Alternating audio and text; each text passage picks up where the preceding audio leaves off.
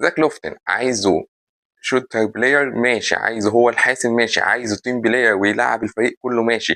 قوة الأهلي حاليا 50% لوحدها في زاك لوفتن. قبل زاك لوفتن ما كانش فيه أي فرصة لمنافسة الاتحاد على دوري السوبر، ولا كان فيه فرصة في البال. بعد زاك لوفتن المعادلة كلها اتغيرت، اللعبة كلها اتغيرت. أنت بتتكلم على لاعب نسبة مساهمته كل ماتش بيلعبه لا تقل عن 35%.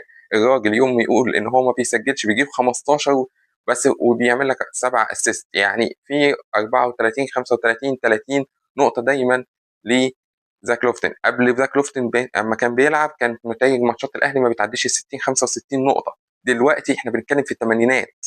فالراجل ده بقى بيحسم. ومش بس كده، بص نقطه امتى، بص الراجل بيسهر امتى.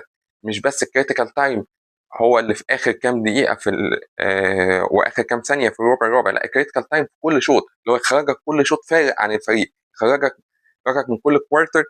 انت اللي سايد بعد تو كوارتر وانت بتاخد البريك الكبير، لا خلاص بتبقى الماتش انت نهيته فارق 15، تخش الكوارتر الثالث يروح تك تك تك فارق 20 وخلي الفريق الثاني يجي وراك وخليك انت تلعب مرتاح.